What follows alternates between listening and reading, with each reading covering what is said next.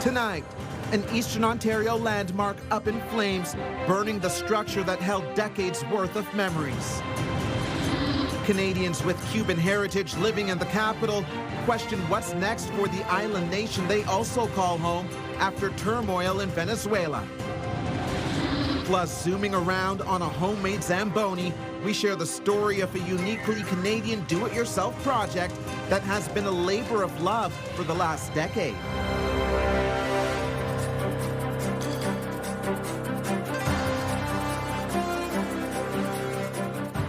Good evening. An Eastern Ontario community is grieving tonight, not due to loss of life, but rather the loss of a structure that once breathed much life into the town.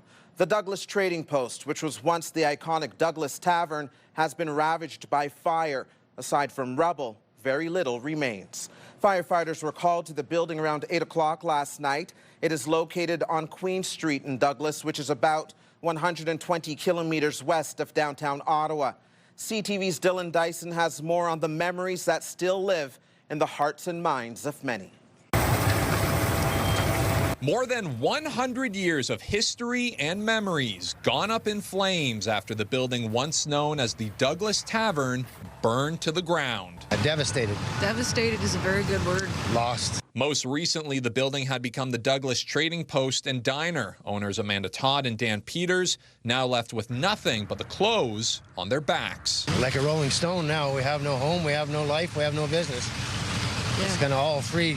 It's not good to put all your eggs in one basket, I guess, but that's what we did. The call came in at 8 p.m. Monday night as flames shot through the roof. Firefighters battling the flames until 3 a.m. There's a fake ceiling upon a fake ceiling in there, and it was somewhere in between those ceilings that the fire had got good start to it. And once it started to grow, we had an awful time trying to catch it. I looked out my window and I just seen flames coming out of that window.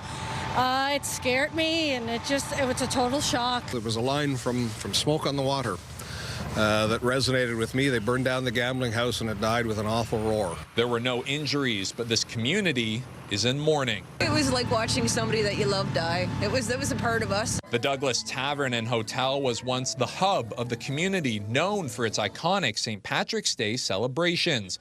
Owned and operated for decades by the McHale family, Douglas's fire chief watching his childhood home and family business go up in smoke. I lost my dad in October, and we just lost another member of our family. I don't know how else to say it. It's hard to put it into words. It's not mine anymore, but in part of me it always will be. And to have to make that phone call to Mom and tell her that it's gone, it's she hasn't been here yet, and I hope she doesn't come today, but it's a tough one. The smashed glass facade and wall of fame may never return, but there is a drive to rebuild. 100% I do. Yeah, we're never going to be able to rebuild what it was. You can't. Dylan Dyson, CTV News, Douglas. We have more about the old tavern and visuals of the fire on our website. You'll find it and other top stories at ctvnewsottawa.ca. Here's a live look through our Centennial Glass Skycam. It is -7 out there right now and chilly. Jackie Pears is here with more on the forecast. Jackie. Well, we're already starting to see some light snow moving through, and this is anticipated to stay overnight, but it should clear by tomorrow morning. So we're anticipating up to 5 centimeters of snow moving throughout Eastern Ontario. Parts of Kingston, though, there is a freezing rain warning in effect, so it will be slick roads in the morning. The good news is by the time the afternoon rolls around, it's going to be mainly cloudy skies. When we look at our overnight lows, -6 northeasterly winds. A little bit of calm weather or winds moving through, but tomorrow a daytime high of -2. We're going to get quite the break from the temperatures or the frigid temperatures we've been seeing for the last couple of days. We'll have a look at your long-term forecast in just a bit. Stefan. Thank you, Jackie. Turning now to a global story being talked about in many local communities and the U.S. president dominating dinner table discussions. It was amazing. And think of it, nobody was killed. And on the other side, a lot of people were killed, unfortunately. Donald Trump revels in the capture of Nicolas Maduro as unease continues to grip Venezuela and focus turns slightly towards Cuba. There are concerns about the flow of fuel. The island nation gets much of its oil from the country many now consider to be in turmoil as some condemn the U.S. action as an unauthorized takeover. CTV's Austin Lee has reaction from Canadian Cubans living here in the capital. Cuba looks like it's ready to fall. I don't know if they can hold out. There is uncertainty in Cuba after the capture of Venezuelan President Nicolas Maduro, and it's something Cubans in Canada are watching closely. The community who really wants freedom for Latin America are very happy that that guy, that terrorist, that criminal, that narco-terrorists have been captured by the United States of America. The situation has some Cubans living in Ottawa hopeful for a change of government in their home country. That regime needs to go. Like Cuba, 90% of the population lives on extreme poverty. Right now, if you get a meal per day, you are a very lucky person. Cuba depends on Venezuelan oil, but even with the support of Maduro's government, energy insecurity is a major issue for the island nation. And now there are fears things could get worse. If that oil supply was cut off further, then Cuba would be in a disastrous situation. As Cuban officials wait to see how Venezuela, their most crucial economic and military ally, will be run, the prospect of U.S. intervention is sparking some concern. If Trump decided to just tighten the embargo and force a change by the Cuban government, then it could be dire. And there's always a strong possibility of civil conflagration. In the meantime, this group of Cuban expats says they will continue to push for a democratic shift in their home country while sharing a message with Canadians. Cuba is an important destination for Canadians. Why don't we take care of my country, your place where you call paradise, but right now it's a hell. Austin Lee, CTV News. Stay with CTV News for continuing coverage of this situation and the impact this could all have on Canada. For updates on radio, tune into News Talk 580 CFRA and watch CTV News channel at any hour. We're still waiting word on the current condition of the lone survivor involved in what Cornwall police say is a murder-suicide. The tragedy happened over the weekend and left 2 people dead and 1 with serious injuries. Officers were called to a home on Leach Drive shortly after 2 o'clock Saturday afternoon. This investigation also assessing the dangers of intimate partner violence. Cornwall police say the 81-year-old man who lived in the home shot his 80-year-old ex-partner and her 83-year-old male friend. He then shot himself. Both men are dead. The woman is still in hospital. The investigation is ongoing. In other news, in Ottawa, snowplow driver is facing charges after a crash with a small SUV in Ottawa's West End last night. It happened on Fernbank Road at Blackside Road around 7 o'clock. Ottawa police say the driver of the snowplow was already under a lifetime driving ban and also had an outstanding warrant with the OPP. Work is underway to clear the ice from the St. Lawrence Seaway, which has trapped some ships and delayed the seasonal closure. The stretch of the critical shipping route is already covered in ice, particularly around the locks. This is one of 23 ships currently stuck in the Seaway because of ice buildup. Earlier this afternoon, it made its way through the lock at Iroquois as it heads to Montreal. The Seaway was scheduled to close for the season on January 5th, yesterday, but the cold December weather led to a large amount of ice buildup. Several spectators showing up to see the ship go through the lock today. You don't see this very often in the wintertime. I think most of the time they're cleared through, but this time we realized they were stuck and they would have to be moving at some point. So we just took a chance, and there was no snow this afternoon, so we thought we'd drive down and see. Keeping the Seaway open into January is rare. It has only been done 9 times since 1959. Some lawyers say a new online portal intended to streamline access to Ontario's court system is instead creating new hurdles and unpredictable delays. The portal was launched in the fall to allow people to file documents, pay fees, and find virtual links for court hearings in non-criminal matters. However, lawyers say tasks which used to take a day or 2, like scheduling a motion, can now take weeks. They also claim the portal is not completely synced up with the Superior Court of Justice's mandatory document sharing platform and may not show every case a lawyer is participating in. The province says it's investing $26 million to train more frontline staff in long-term care. The Ford government says the funding will be used for programs that will train nearly 3,000 new staff. The province says it will also support professional development, enhance the care residents receive, and give students an opportunity to study and work in their home communities. $5.5 million will be used to train staff currently working in long-term care homes. $21 million has been earmarked to expand the Practical Nurse Living Classrooms education program. In our neighboring province, the Quebec Liberals are starting the year exactly as they started last year. They are looking for a new leader for their party. This leadership campaign will be about bringing a stronger Quebec with a better economy, a transparent government, and public services you can actually rely on.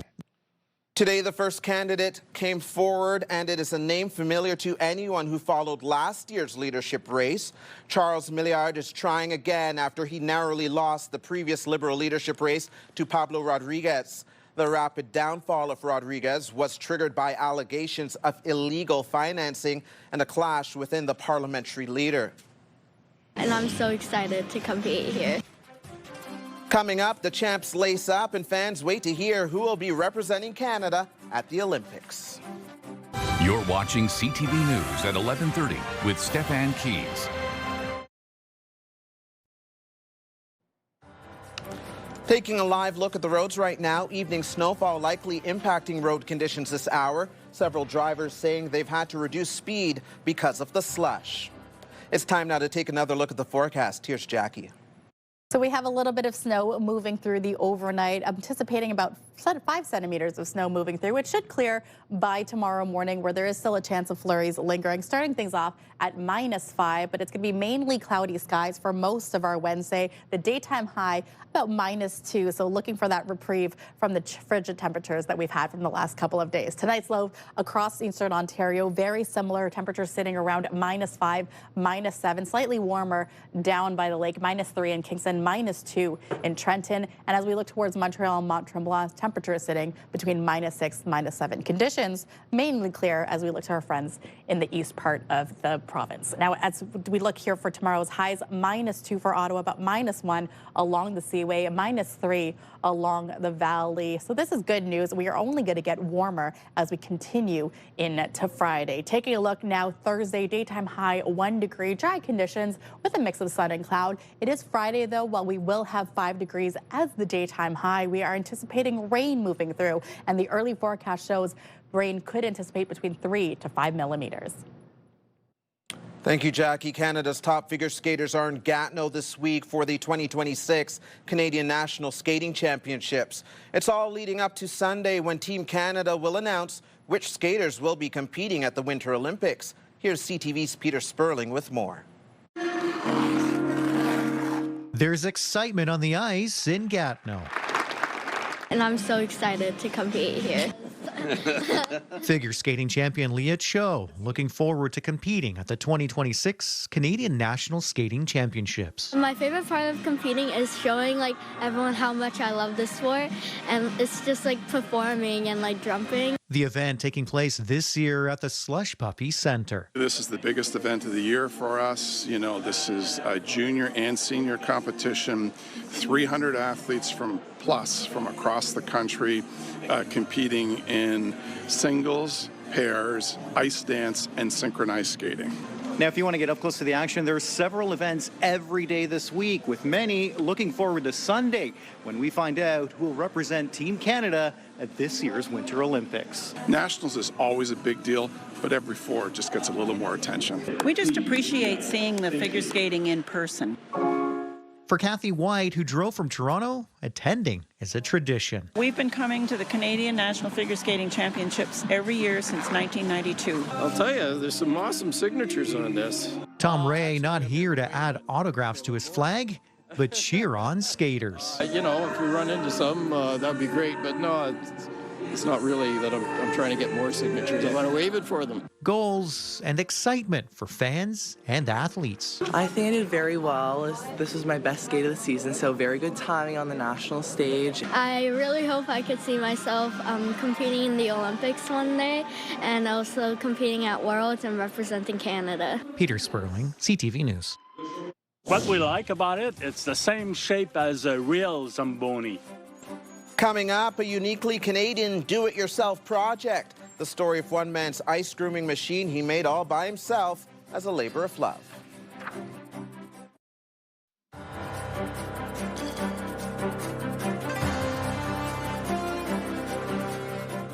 Welcome back. A backyard hockey rink on a Quebec lake is getting major attention thanks to a homemade Zamboni built from scratch. And as CTV's Dave Charbonneau reports, it definitely gets put to work between periods. And in 2010, I decided to start doing a skating rink on the lake. For Chris Flynn, building a rink on Long Lake in Mayo, Quebec, northeast of Gatineau, has been a labor of love for more than a decade. But keeping the ice smooth wasn't always easy.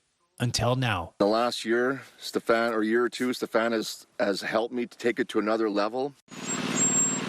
That next level came from his neighbor, Stefan Dehe, and a machine he built by hand. What we like about it, it's the same shape as a real Zamboni. The project started with old equipment and a lot of problem solving. I had an old lawnmower machine and I stopped from there. The homemade Zamboni uses hot water, just like the real thing, making a big difference. The result? Smooth, glistening ice. We're able to use hot water, which cures and repairs the ice better than cold water. The machine even rolls out between periods, turning a pickup game into something straight out of an arena. So it's everyone's true dream. In between periods, this miniature Zamboni came and did the rink. The video of that moment has now gone viral, but for Dehe, the payoff is much simpler. It's a lot of work to maintain the rink on the lake, but every time we got people using it, it's a reward for us. A homemade Zamboni, a backyard rink, and a neighborhood project that shows just how far Canadians will go for the love of the game. Dave Charbonneau, CTV News. Transport Canada has launched an investigation into a type of boat called a Sea-Doo switch after stories on CTV News last year about the vessel's capsizing. There's now a safety recall in this country, and lawsuits are underway south of the border following deaths and injuries. Here's CTV's Pat Foran. The Sea-Doo switch has the power of a Sea-Doo and the seating arrangement of a pontoon boat. Marcus Hurl told CTV News when he was using his with his grandchildren, it started to take on water. It was like a scoop that was scooping up water into the boat. Lori and Clyde Rowan said a similar incident happened to them with their Sea-Doo switch. It just flipped us right over. All 7 of us were in the water. Paul and Sue DeCucci said their Sea-Doo switch almost sank twice. Just take the boat back and you work on whatever you need to work on to make this thing seaworthy, because I don't trust it. This week, Transport Canada updated its website with a safety recall involving the boat, but in a statement said the recall published on the Health Canada website is the same recall issued by BRP. Transport Canada continues to work with the U.S. Coast Guard and BRP to assess whether any further actions are required to address the identified safety risk. In Maine, a law firm is filing a lawsuit against BRP, Bombardier Recreational Products, after 3 people died when a Sea-Doo switch flipped over in August. The boat started to take on water in the front and then capsized completely, and 3 of the women on the boat were trapped underneath the boat and drowned before anyone could rescue them. The law firm contends even with a safety recall, the boat is not safe to use. Obviously, the family deserves compensation. 3 people are dead. They need to change the design of the boat. Bombardier said in the safety recall, overloading the front of the boat could result in serious injury or death. It also released a safety video. It may result in the boat nosediving, leading to capsizing. CTV News reached out to Ontario Sea-Doo switch owners who say they still want refunds for their boats. We want the full refund from Bombardier. People have been hurt. People have died. Why would they not just say take them off the market? BRP told CTV News our riders' safety is our top priority, and we are committed to providing products that are safe and in compliance with all applicable laws and regulations. Pat Foran, CTV News. We're still dealing with birds that were bred in the 70s and 80s. They're still in the system. Coming up, parrots in peril and lacking support. How advocates are speaking up for a common household pet struggling to find its voice in times of need. You're watching CTV News at 5 with Stefan Keys.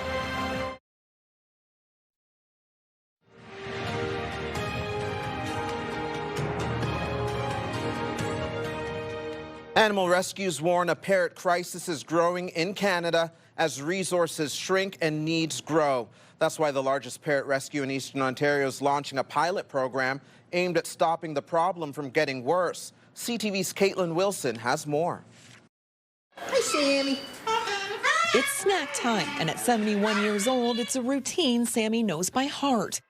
He came to Parrot Partners Canada after outliving his original owner, and now calls the rescue home along with 54 other aging and surrendered birds.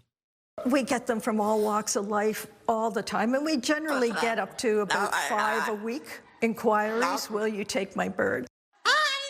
She says it's a crisis quietly unfolding across the country as rescues like hers struggle to keep up. The care system is this patchwork of individual people, mostly doing it out of their homes. And they're doing it because they see that there's nobody there for them. The issue? Parrots can live a long time, some up to 80 years. But as caregivers age out, rescues are shrinking, compounded by a shortage of avian veterinarians. And unlike cats and dogs, there's no safety net when owners can no longer care for them, even as parrots continue to be bred and sold in pet stores, some for thousands of dollars. We're still dealing with birds that were bred in the 70s and 80s. They're still in the system, and we're still pumping out new birds. This is April, a 30-year-old African gray who could live another 30 years.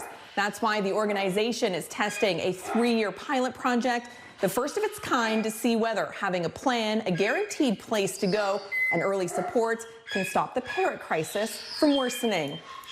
Rather than using the traditional rescue model, we're looking at it from an insurance or a pension point of view. Under the pilot, adopters would pay a $20 monthly fee, helping cover ongoing support, education, and boarding. With the guarantee, the parrot can return if it can no longer be cared for. The goal? To keep parrots in one stable place for as long as possible. We're doing a fundraiser for it now. Mathematically, this might be what allows professional rescues to take hold. Giving more parrots like Sammy a soft place to land well into their golden years. Caitlin Wilson, CTV News, Carleton Place. When we return, the winter lights across Canada are about to go dark for this season. We'll let you know how much time you have left to take it all in right after this short break. The National Capital Region is jam-packed with incredible experiences you don't want to miss. Hey, I'm Tanea Taylor, your iHeartRadio Weekender, powered by Barrhaven Ford. Get the inside scoop on all the biggest and best events every Thursday, Friday, and Saturday on CTV, Move 100, Pure Country 94, TSN 1200, and News Talk 580 CFRA. iHeartRadio Weekenders is powered by Barrhaven Ford, Ottawa's newest and largest Ford dealership, and Ontario's #1 Ford EV dealer.